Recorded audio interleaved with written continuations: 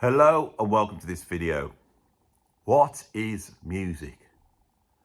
It seems quite an obvious question to ask, but a difficult one to answer. For someone who has created 1,500 videos about music on YouTube, although at the moment they sleep with the fishes apparently, and I'm wondering whether they're going to come back or not. You know, very ephemeral. I thought that they were there. I thought it was a rock solid thing that would be there for good, like, you know, a piece of stone sculpture or painting, you know, something you could put in a cellar. But my videos are ephemeral. And music's ephemeral, isn't it? It's in the air and then it's gone.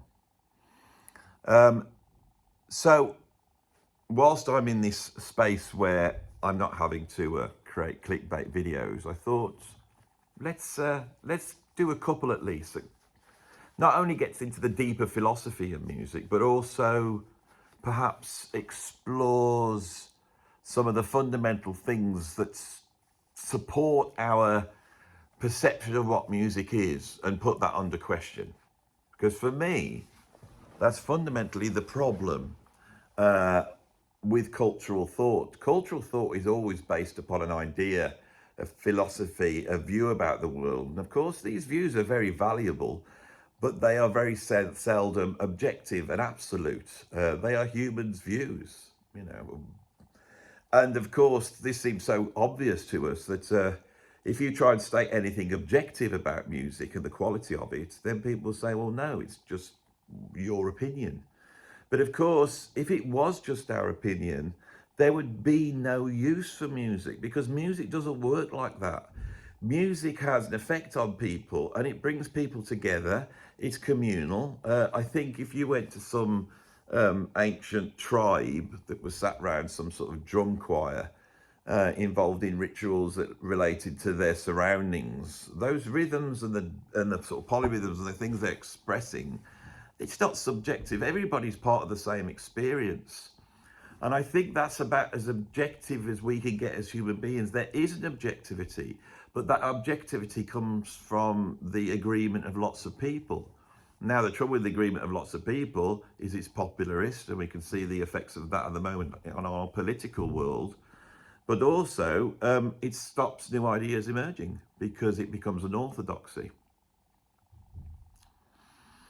Music is a very interesting art form because our sense of hearing is perhaps closest thing to a superpower in terms of our senses. The reason why we say it's your taste is because our taste is based upon our taste buds. Now, there's a distribution of taste buds in the mouth from person to person, but pretty much if you taste salt, it's salt. If you taste sweet, it's sweet. But the thing is, the reason why taste seems so subjective is because it's happening in our mouth. It's not happening sort of out in the world that's outside. It's happening in our mouth. Now, of course, all sensations and our reactions to sensations that are then built on a structure into what we would call an art form is based upon the stuff that's happening inside us. It's always stuff that's happening inside us. Sound is happening inside us exactly the same way as taste.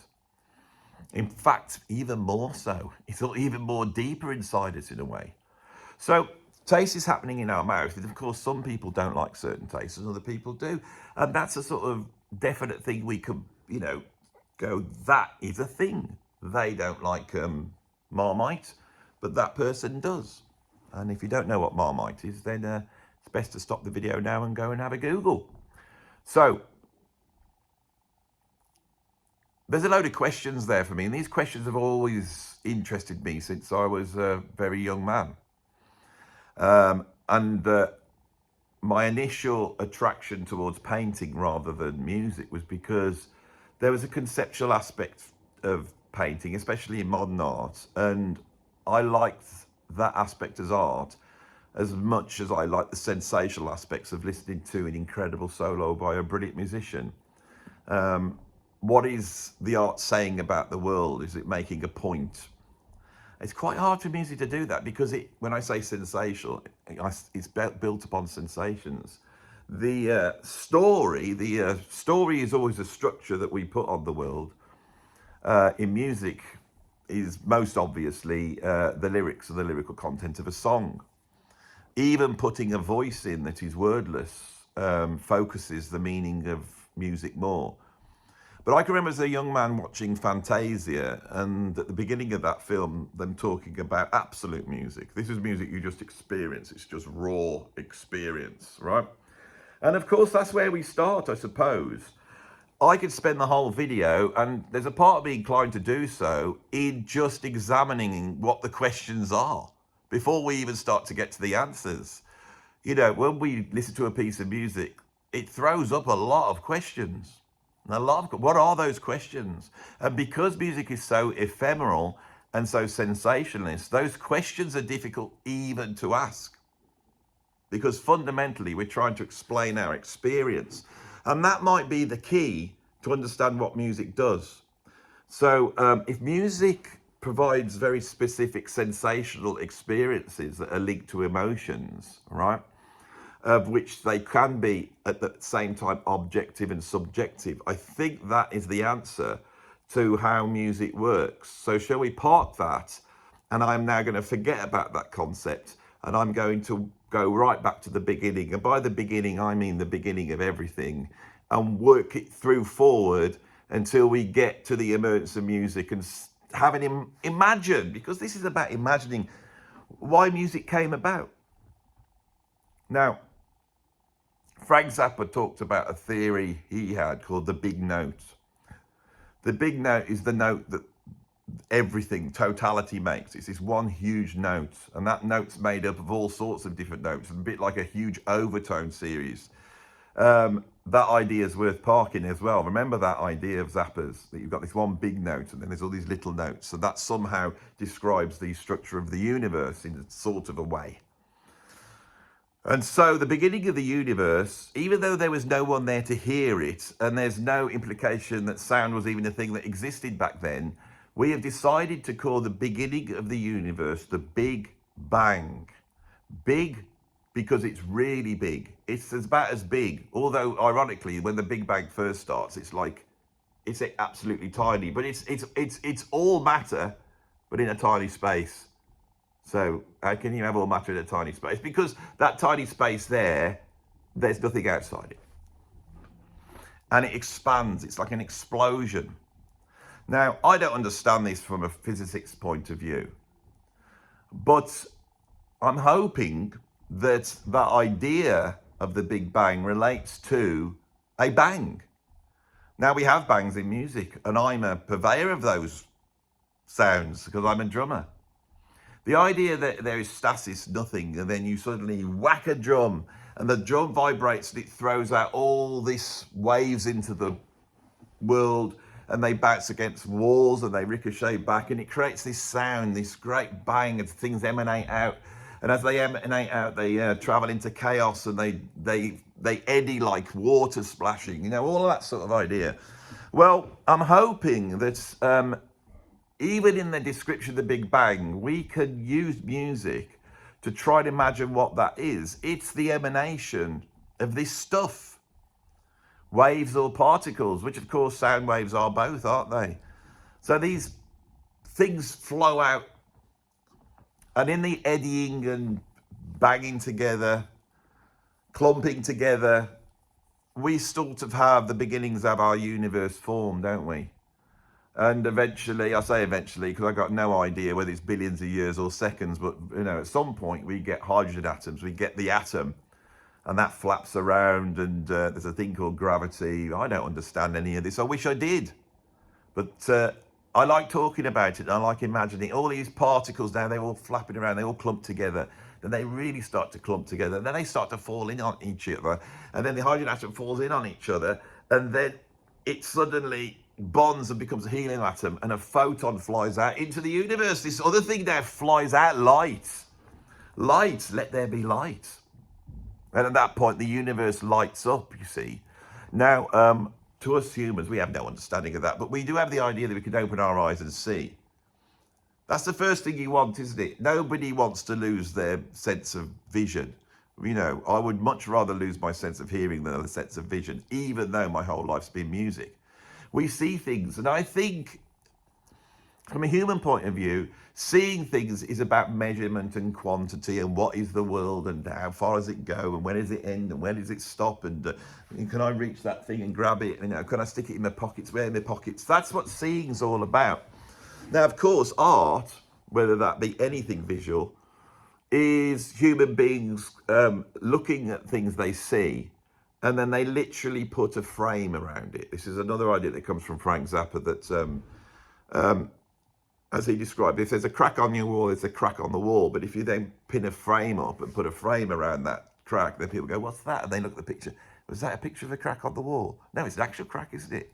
So the frame, in terms of art, when we actually talk about visual art, the frame is the human being going, I'm seeing all this stuff, but I'm drawing attention to that bit there. I put a frame around it.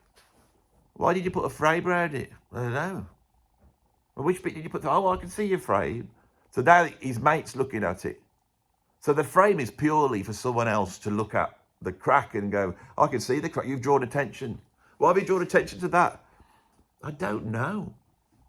I just like it, or I just find it threatening, or I find it very, very sad, or I find it's a metaphor for perfection and how we as people have fallen from grace in God's eyes. But whatever the person is seeing, whether they can put it into words or not, the feeling they get from the crack can never be put into words. And so there's a utility to that if the artist was correct in what they've done. Now, what's the artist trying to do when they put a frame around it? They put a frame around it and then they go, what does everyone else think? And people look at it and go, I've got a thing from that. What was the thing you got? I hope it's what I was intending. Well, I don't know. I'm interested that you've done it because it's sort of, it rhymes with me. So I feel like, the fact you've drawn attention to this, I know what you're talking about. So art can be seen as the ring fencing of sensation in a way which is allied to some sort of viewpoint or emotional response to the world. And the way we structure the world is through stories. So we have the story, which is creating a structure. Within the story, we have emotions that is created by sensations, all right? Cinema does all of this at once, you see. Now, as we said, our taste is local. It's in our mouth. Sensations of feeling, that's in our body. But vision and hearing, that's out in the world. They are like sort of psychic powers, magical powers, you see? So if you were some sort of blind worm with intelligence and consciousness, but you couldn't see and you lived in the cave in the dark all the time, and then suddenly somebody appeared to you and said, well, there's all these knobbly things all around you, stalactites and stalagmites going on, and there's some other creatures walking around and they've got spikes, all of them.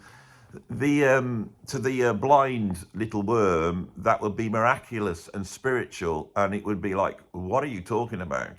This other world that exists out there. When we talk about the supernatural or the metaphysical, we must always be talking about a world that's beyond our grasp. Always, because we are limited in our knowledge of the world by our perception.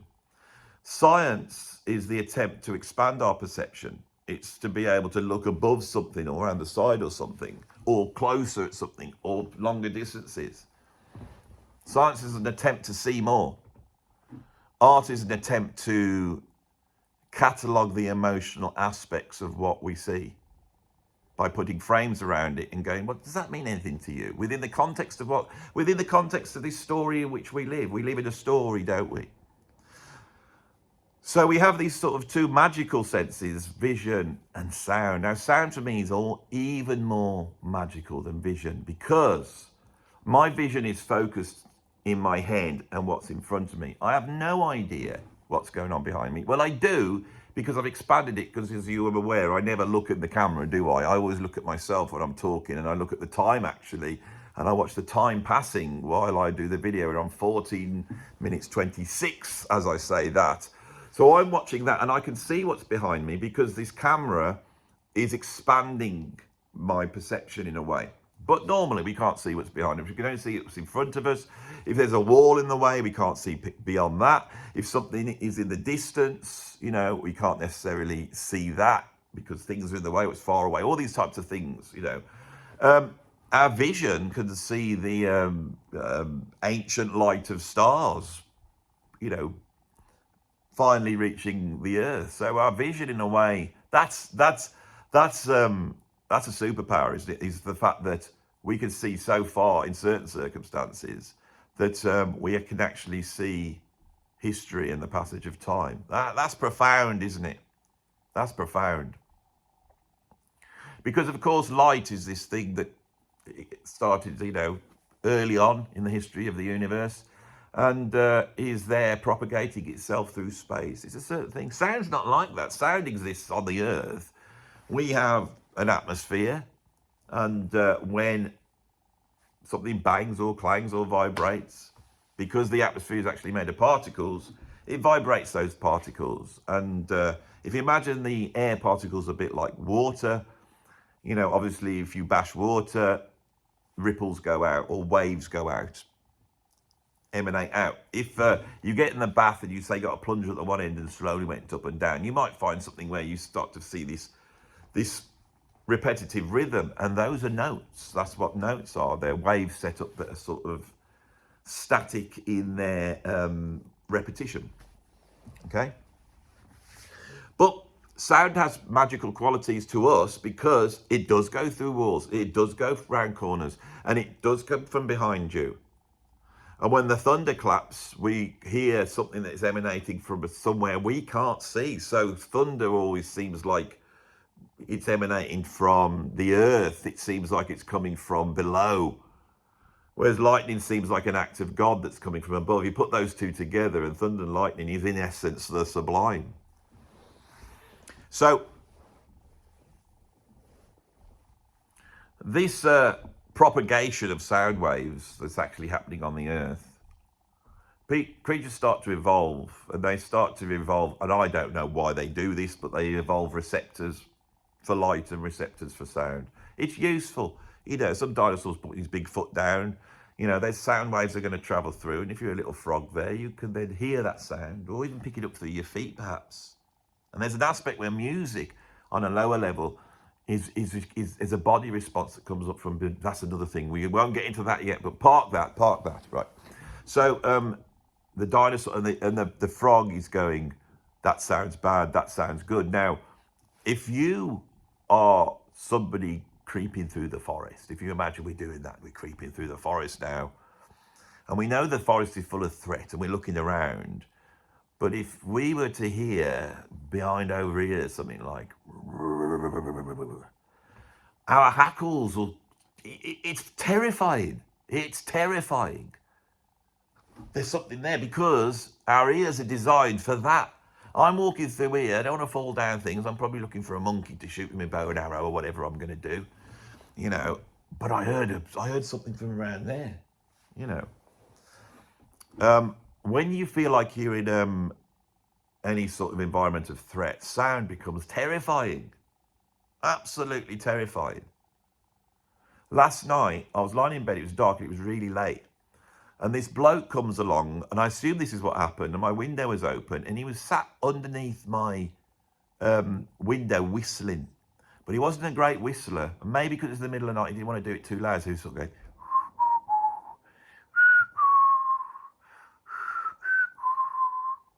Oh, this was terrifying because I went, what's that? Is this coming from in the room or not? Why is there whistling like that? Is there a ghost here? What's going on? Is it an intruder? Why are they whistling in such an eerie way? It was absolutely terrifying. Terrifying. So, of course, our hearing has been created to do what all our senses to do, and that is to find things we want. So our desires for food and shelter and sexual intercourse and all those types of things, we are out in the world searching for those things. Where are these? Where's all the good things? I want to find them. You can't just go walking out in the world trying to find them, because there might be a manhole cover, then you'll fall down through the manhole cover, or a tiger might jump out and eat you. So at the same time, we are looking. This is the human condition. We are looking, right, based upon our desires, but we are also checking for threat. And then you walk through the forest and you go, ooh. Some berries. Oh, they taste nice. I'll have some of those then. And at that moment, you are in the moment at that point. You're in the moment looking at the berries. I'm going to have those berries, and when I taste them, they're going to taste nice. They're going to be nice. And you taste those berries, and they taste nice. So that moment, you are in what I call the realm of hedonism, pleasure. And that pleasure is being put there as a reward, fundamentally, for you to survive. But of course, it gets misdirected. As you're eating your berries, you forget to keep your ears out. You enjoyed it too much. And then as you're eating them, that tiger that was lurking, seeing that you were, preoccupied with your pleasure, decides to jump on you and eat you. Right? Now, the rest of your mates, they run home and they say, you're not going to believe what this. Andy was down there eating a berry. He took his eyes off the bloody target of what we were trying to do. We're going to eat them, get home, collect them. We're not there sitting together. This is so pleasurable. Oh, I might lie down and just bask in this pleasure. And then this bloody tiger came out and ate him. The next week they're down there and they go, right, everybody, remember what happened last week? Keep your ears out, right? So we as human beings, I've said this over and over again, we have this in the moment thing, this hedonist pleasurist, we're in the moment. Let's try and make this pleasurable. It's not pleasurable at the moment. I don't like it right now. I want to eat the donuts, Mom. You can't eat the donuts. If you eat too many donuts, it won't be good for you. There is the pleasure principle going up against the idea of our knowledge of what could happen in the future based upon what's happened in the past. Now, this is interesting in context of me with my YouTube. I have spent 3 years knocking back anything that came through on email. I haven't gone for any of it at all. Never read them. Just ignored them. Then I go on Rick Beato. And the next day, I'm king of the castle. Oh, everyone's saying, Andy, you're on Rick Beato. Oh, you're brilliant. I thought you were great. Yeah, I was saying, and I'm in the pleasure thing. Oh, there's emails come through. I might answer that one because someone's been nice there. Oh, somebody wants to do this management thing and do a YouTube. Oh, well, that's great. And I clicked on it because I was in the pleasure mode. I wasn't thinking. I ensconced myself in the hedonistic moment. All these middle-class types who are really stressed out because they've got jobs and they exist in that history and trying to work out what happens in the future. That's usually most sort of middle-class jobs, whereas in the old days, most working-class jobs were about being in the moment and trying to survive it. Just 3 more hours of this and I'll be done. I can have a half-hour break, I'll have a cigarette and a cup of tea, and then we'll get back to this another 4 hours of that. Then I can go home. Have a bath, So that's the working class, as you can sort of divide into those two areas as well. Working class to middle class and all that sort of power dynamic, which people like to talk about at length. Right, so what's all this got to do with music, Andy? Well, these senses are refined and they are based upon, to me, the moving towards pleasure, and the sort of repellent of threat. Now, as soon as you start to think how can you repel threat? How can you lead a good life? How do you not do this? You start to realize it's not just about missing tigers. You don't want to be like drinking loads because you become alcoholic and you ruin your life. And also, what's it to be a good person? How do you become a good person? How do you be virtuous? What is virtue? I want to be virtuous because I think it'll be really good in the long run to be virtuous. You can't just go around being hedonist. You've got to think about things, thinking about your kids, think about, so as human beings start to develop, these ideas start to develop. And and this is one of the false but brilliant things about human beings, is that we start to develop a philosophy. Now this starts to emerge 5,000 BC, something like that. Now, I've jumped ahead because, of course, for the 200,000 or 300,000 years that human beings were walking around then, they did have music. And I believe that what the music was originally was a reaction to sound. It's like the same way you can point to that crack and go, I find something interesting about that crack. Maybe someone's blowing on a leaf one day, or they bang a log. Now, why would they bang a log and go, well, this is cool, pick that log up and bring it back, we'll bang it later? Because they find something in the sound which is pleasing or attractive or better, worthy. Now, of course, we make a sound because we talk. The discussion of the relationship to language and music, I think we could probably assume that these two are almost interchangeable. Because when we speak, there is the sounds that relate to, like arrows pointing to things in the world or pointing to things that you do. But also there is the way in which you talk and the rhythm and the pitch, and that means something as well. I think that what I think happened, and I haven't studied this, and I'm not an archaeologist, but I've read about it. But let's try and put this one in. Maybe it's this. There has always been, when you take that subject-object dichotomy that we have now established could be the idea of pleasure and being in the moment against, time, space and time and all that, hedonism, pleasure and all that. The evolution of this, of those two abilities to seek pleasure and avoid pain. Well, on my YouTube, and it's not there anymore, but I have managed to salvage this. So I'm really glad I did, because it's probably the most useful interview I ever did on my channel. The interview with Dr. McGilchrist. If you want to see it again, I will post it up on the Patreon while there's nothing in the real world to see. He describes it in much greater detail of how the brain structure and the hemispheres, which have then been sort of imprinted esoterically on our culture as either, heaven and earth, or, Dionysus and Apollo and all that type of thing. When we study it from a scientific point of view, it's far more detailed, and it's very interesting. I don't want to even get into that here because it would end up taking the whole video.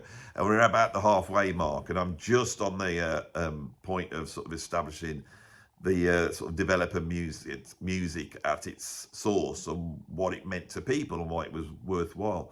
But this dichotomy, I also think, exists in the idea of the individual and the community. And of course, human beings, part of our development as a species that has got us to the point here where we've got pot noodles and the internet, is the fact that we could work within a community whilst balancing the individual, okay? Now, what do I mean by that? Well, monkeys and bats don't have shamans. We had shamans, we had wise ones, we had rituals, right? And embodied in these things was a way of creating a story that worked. It was a pragmatic thing that would work for the species, or even better, the village or the community, the cave dwellers. And I think there is, at a very basic level, a mundanity to life, which is difficult, and it's always been there.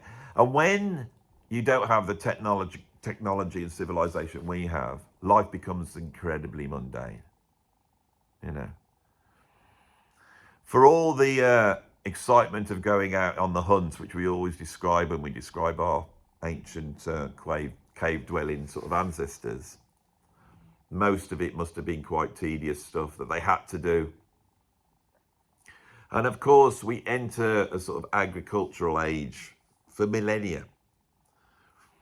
Planting seeds, ploughing fields requires this complex and yet repetitive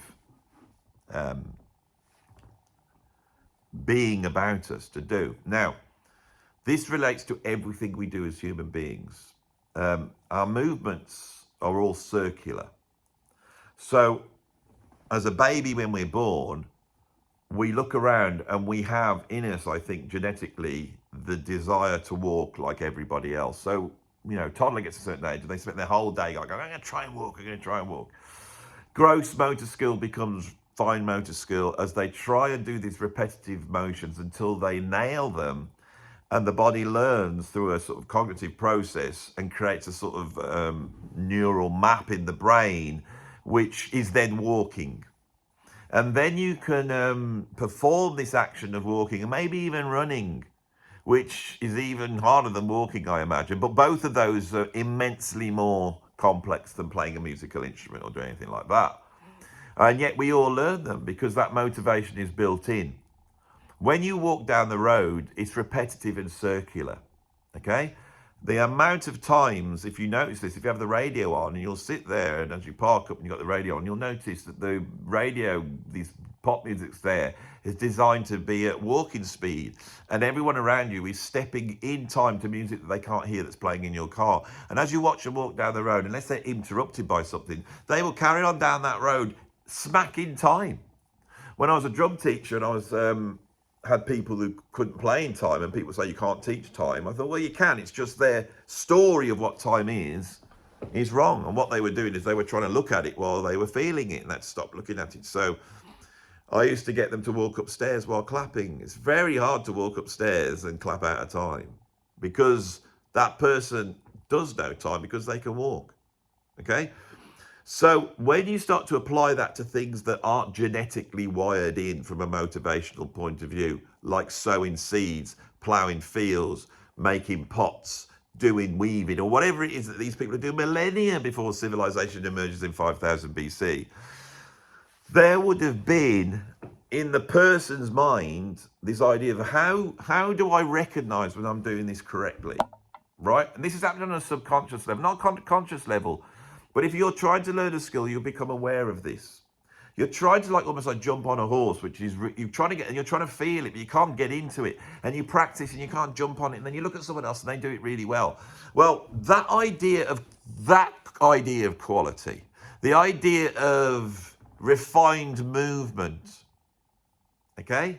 The idea of refined movement, I think we have an inbuilt quality meter, so we recognize it, okay?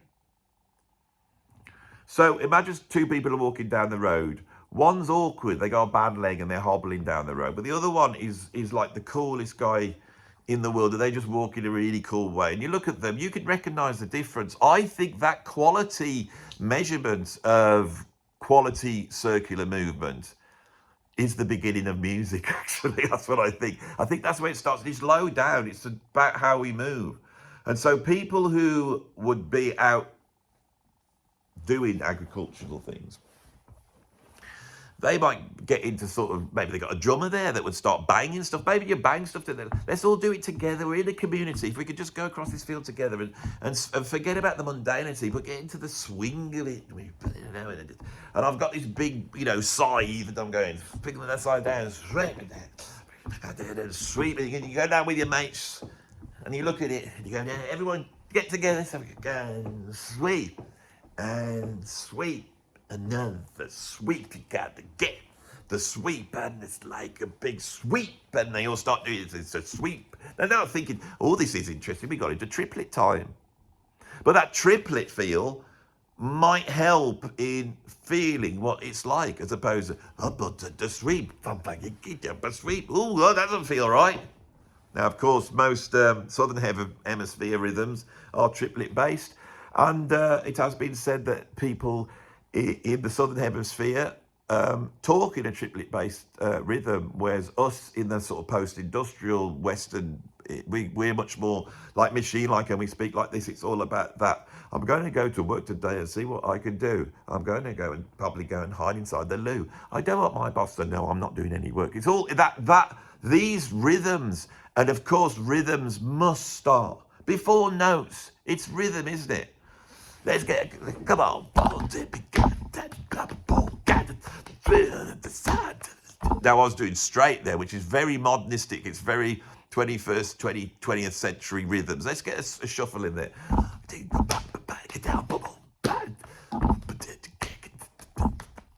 So step forward and drop the seeds, and then step forward and drop the seed. And got to step forward and drop. So my theory is that rhythm becomes important. It's a way of storing quality movement in sound, so you can recognize what that is and communicate that. Once you get shamanistic rituals and you're trying to get people into sort of community a group mind space, then rhythms are even better then. So now you've got this community. Oh, made my camera go squiff, I didn't like that. And so now you've got this community, and they're all sat at the end of the day, and it's like they go,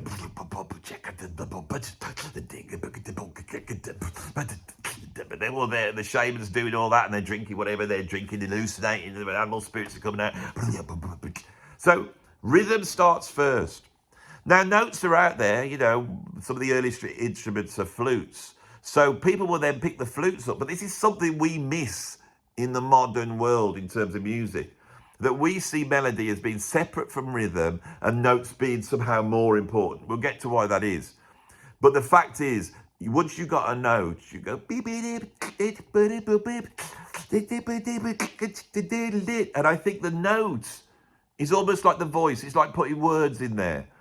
And of course, once you have notes in there, you can put words to those. And before you know, you've got beats and you've got rhythmical words. Now, I've often said that that is fundamentally what pop music is. I bought a dance to the get up all the night. I bought a dance to the I bought a dance to the I got the baby I'm gonna dance to the now that there, I do not see this as being simplistic. I see it as being actually, it's like almost essential in terms of what we are as human beings. And it brings us together in a way. As soon as you do that, it brings us together. Once you recognize that groove that's got that sort of quality in it, and you've got those voices in, and you've got those chants telling you what to do, it brings it together. Music's communitarian. Right, so we get this idea of notes, but notes back then were just a sound. It was a sound the same as the drum. And it's not really till we get to the Greeks. So you imagine music's had this sort of communal aspect, and it's been operating like this for millennia. And that's like what it is. And then we get Pythagoras. Now, Pythagoras really can be seen as the beginning of, you know, philosophy. It's the beginning of the things that are going to create civilization, the beginnings of the things that are going to basically mean we've got the pot noodles and the internet here that we value so much. And of course we could go to pre-Pythagorean philosophy, but we go into the realm of religion. I don't want to get into that because music and religion are intertwined. And actually we see with Pythagoras the supernatural or the spiritual being allied to music. So Pythagoras brings together two aspects of this perception. One is that visceral and, you know, gutsy, groovy thing, you know. But there's an aspect of sound which is the notes. And he recognizes that these sort of notes are linked to space. They're linked to space and weight. You know, if you get a string, you can sort of predict what the note's going to be. And this is allied to another idea that human beings invented, which is maths, number. Now, numbers probably come across, you know, that first developed, and I interviewed someone on the channel here, and I believe they're a patron here, actually, there may be, where we discussed the fact that, you know, that's come from bartering and going, I got 4 pigs here I want to sell. I want to swap 4 pigs for your daughter. Well, okay then, and then the bloke turns up with 3 pigs. You said 4 pigs. No, we haven't got numbers. If it's the same one, no, you haven't brought one of them. Well, I know because I made a sign. I scratched how many pigs there were. See that sign there that's like that? So number starts to emerge. And numbers then can be, you all know what mathematics is. You have to really explain all that. Pythagoras puts those two things together. He noticed that there's ratios between notes, that the octave is a string that is sort of half the length of a string with the same tension on it. And he starts to understand these ratios, and he makes a decision which is profound to Western civilization. He decides that these ratios, this mathematics, because it seems to exist in the world and it's ethereal and it creates sounds that moves you, he brings together at that point time and space at that point. And within that, we get the mystical, we get the sublime. And he believes that these notes that he's discovering and the ratio of these notes explain in some way how the universe works. And he comes with this idea of the music of the spheres, that the universe has got these crystal spheres.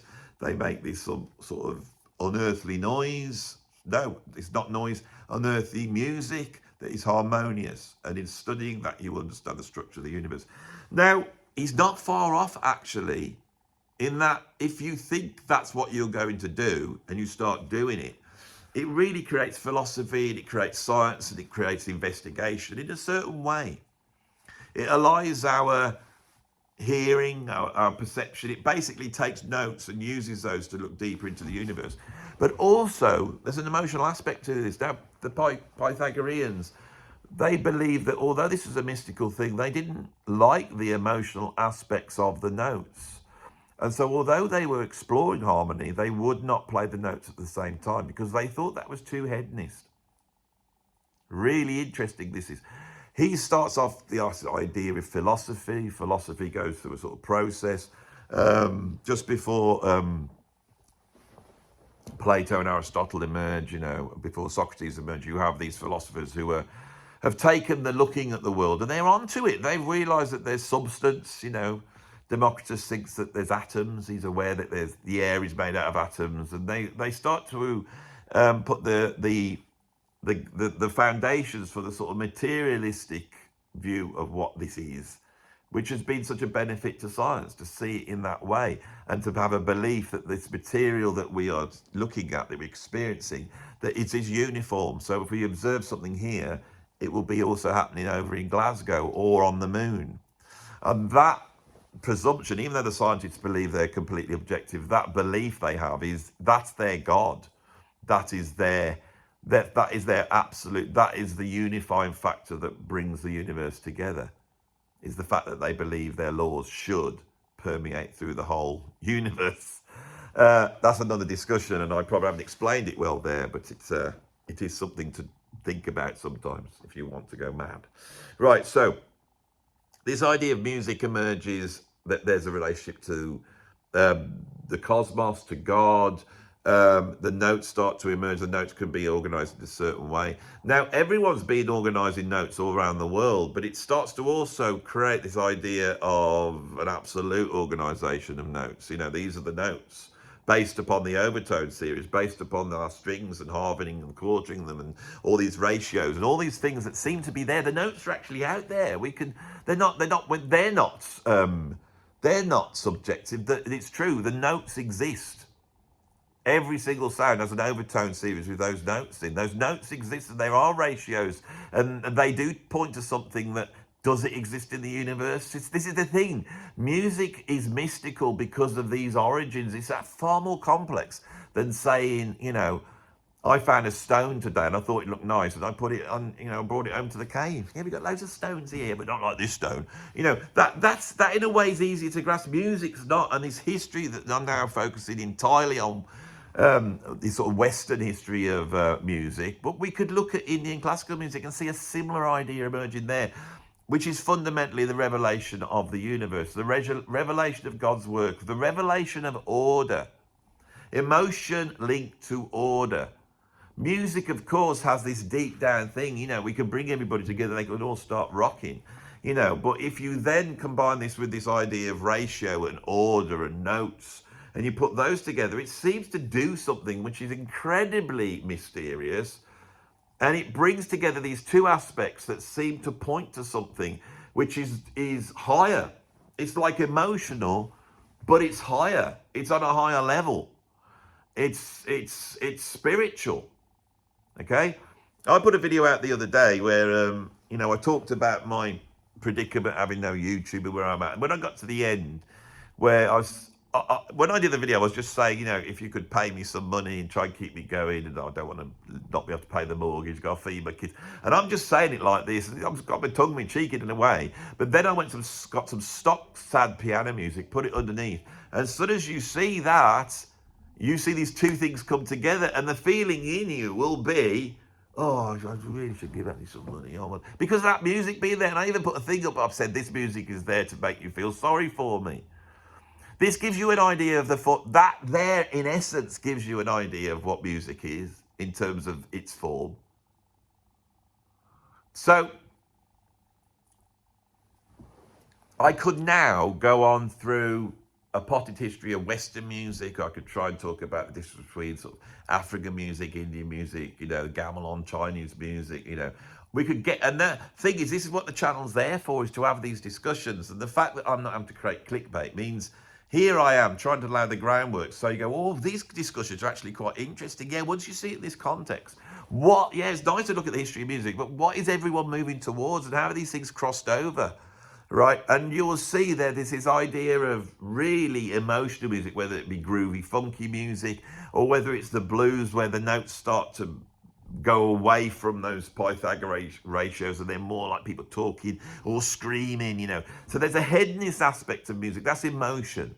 When we listen to B.B. King, we go, oh, he's got loads of feel, he's got loads of soul. He's got loads of feel. That's what you don't get. And you're into all this technique, which is all about the grid, isn't it? It's all about perfection. Now, I have spent, probably days on this channel talking about Plato and the idea of perfection. I've tried to keep away from that and get into some other areas. But the fact is that, Plato then comes and says, well, the way we understand this world, the way we understand virtue and quality is by imagining that there's this perfect world where everything is absolutely full of virtue. And you can then measure how virtuous something is, by that. Everything has fallen from grace, but there we have grace, And then you get the Neoplatonists that explore this even more. It then goes into sort of Gnostic thinking and into Christian thinking. And Christianity is really based in a way upon Neoplatonism, for those of you who don't think it's just the word of God. But those who say it is the word of God are sort of saying the same thing in a way as what I'm discussing here. It's much closer than we think. So there is this battle between Gnosticism and Christianity. The Gnostics lose, but that goes down into these hermetic, esoteric, but is now bubbling underneath sort of European thought. On the top of that, you've got Roman Catholicism, you've got Christendom, and all these ideas. I would love to talk about this, and how the Pythagorean idea of harmony then enters through this idea that it says something about the nature of the universe, through to simple polyphony, which means playing notes at the same time, based upon quartal harmony or quintal harmony, looking at sort of, Gregorian chants and all that type of thing, moving towards more and more sophistication based upon harmony as technology creates instruments that are more stable, and once you get a clavier, so if you take a clavier, for example, which is like a little piano, if you've got a well-tempered clavier, now you can start to do all sorts of miraculous things. And then Bach comes along and goes, well, I'll do some music for the well-tempered clavier. Let's really explore this, microscopic world of harmony. And Bach is the genius that does that. And people feel that Bach somehow points to perfection, that it's about the absolute. And Bach himself believes that he is revealing God in his compositions. Then the Enlightenment kicks in, which has come out of these art ideas anyway. The Renaissance suddenly emerges, points back to older ideas that were back in the sort of pre-Christian era. And before you know it, this idea of the individual starts to emerge out of this communitarian way of thinking. And with that, politics change. We move away from this sort of communitarian idea of the village, which of course a certain political viewpoint has decided is almost like the Garden of Eden, the sort of Rousseauian version of the noble savages. They had it all perfect, and then because of civilization and technology, you get this power divide. Now the truth is that power divide that created cities and city-states, and then rulers of those city-states, and then feudal kingdoms where you had to submit to them. It's all terrible stuff, but for many people it was a better life than trying to subsist out in, subsist by tooth or claw, or whoever it was. Who was the philosopher who said that? Was that Hobbes, who acts as the counterbalance to Rousseau in this decision? But the point is, when we look at the Enlightenment, the individual comes out, and we can go on about how that creates the industrial age, modern technology, medicine, all the things that we now take for granted. But it's interesting to see how the arts change, because the arts now turn into this thing, and music turns into things where you've now got the creator. They're like God. Beethoven's, he's a god, Bach is the music of God, but Beethoven is a God. And we listen to his statements about how the world works. And that's how these art forms change. And this, in terms of history, is very, very recent. We now have this idea of the Platonic, but in the idea of the creator. We go into the Romantic era, which Beethoven was a part of, and the creator now is troubled. They're full of angst. You know, they're full of the torment of being human. It's only by standing on a mountain and seeing the lightning and striking and the thunder rumbling of that sublime of which we spoke earlier. And then they have to express that. That's your Romantic period. And then that runs up through to the late Romantic period, where this sort of, it's almost hedonism. If you look at art, you have Impressionism, which is almost like just bathing in existence. And then modernism kicks in. Right? And now we're thinking of people like a wheel and a cog, and we get into the 20th century. Music's playing a role in all of that. Now, I believe if you take music and look at the 20th century, because music changes so much, and that artist listener dynamic, the creator and the, you know, that sort of almost like feudal idea brought, you know, into reality of art, you know. All music up until the emergence of jazz and blues is a feudal kingdom with the composer as the autocratic lord, and everyone sat there doing their bit exactly. And then recording is created, and then they start to record all these other forms, and we start to peer into another world. And it's not that Western European world, it's another world. It's come from Africa, it's come from South America, but it's also come from folk communities. It's come from the diaspora of Indians from the Indian subcontinent, as i.e., you know, Romani or Gypsies, you know, and all this stuff. And I've always been fascinated by this. One of the main reasons I've always kicked against the idea of black music is because there is these two levels of music, and that sort of higher level European music, which seems to point to these virtuous ethereal things. I've never been that much interested. I've always been drawn to this other music. But it's in North African music, it's in South African music, but that's absolutely different. I hear it in flamenco, I hear it in the more esoteric European folk music, especially the Northern European sort of wedding bands that come back in gypsy music. I hear it in flamenco music, I hear it in jazz, I hear it in blues, Latin American music, and there's all these fusions going on. Anybody trying to deny this and go, no, it's just this, it's just black people who did this, they do a disservice to black people. They do this because they do a disservice to human beings. The 20th century, with the invention of recording, is a return musically to something which is much more primeval in a way, in terms of popular music, much more communal in a way. And we see the ebb and flow from individualism to community music. When we talk about progressive rock, what we see is a sort of party community music, rock and roll, slowly turn into this individualistic music. And now we have the great statements of Pink Floyd and whatever it is. And then when disco comes along, music returns to being communitarian for a bit, and it ebbs and flows around like this. So we're into the last 5 minutes. I am going to stick with what I think music is. Music is the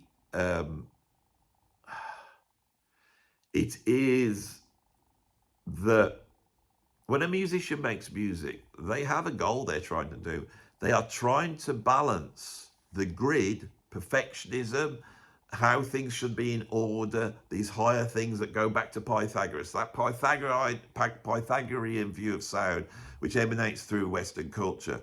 There is that, the idea of the grid. And then you add into that the idea that someone's in control of the grid. They're like a wizard because they can control the grid. The great artists that can do, you know, Paganini, there's that there.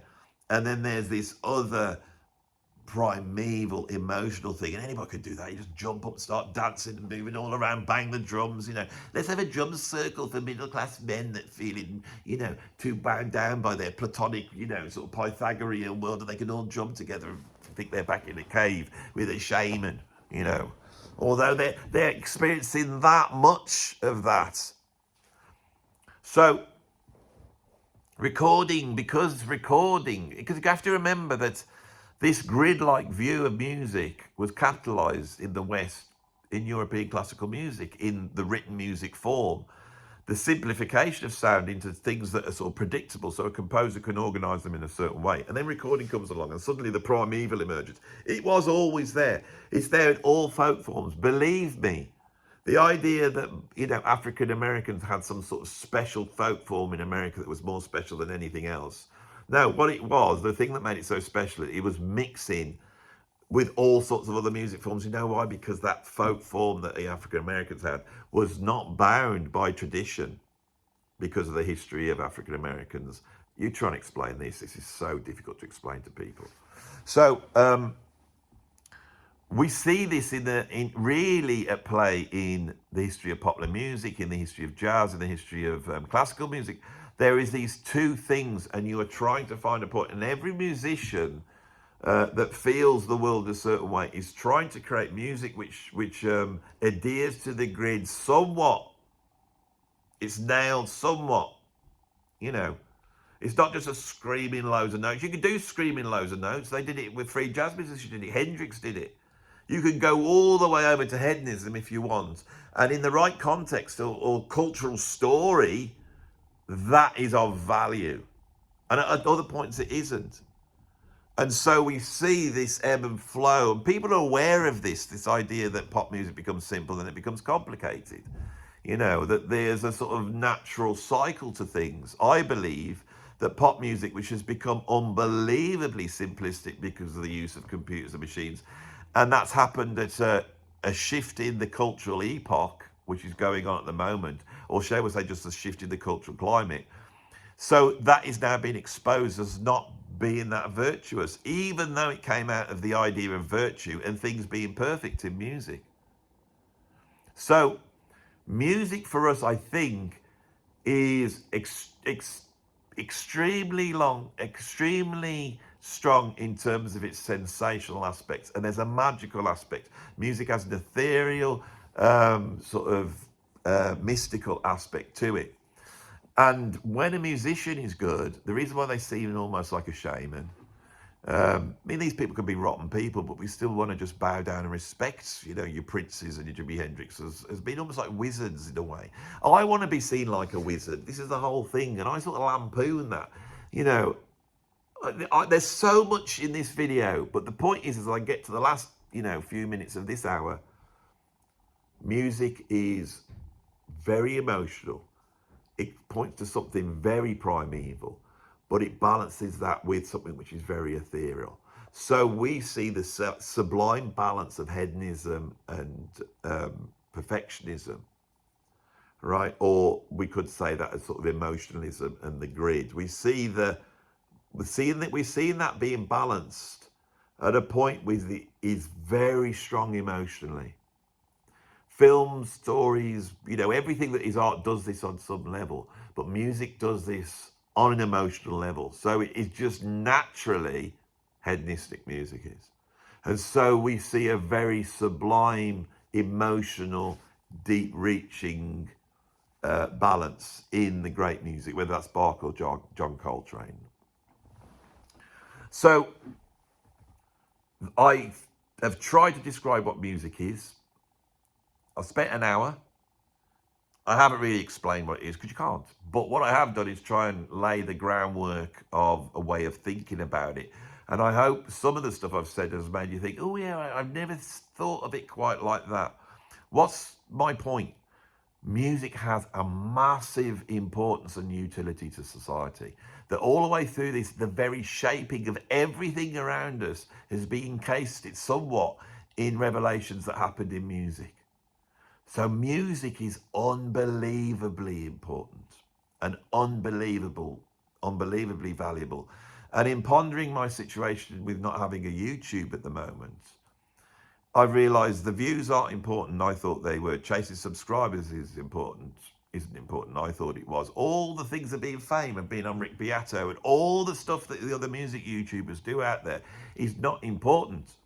What's important is the transmission of the idea that music is good.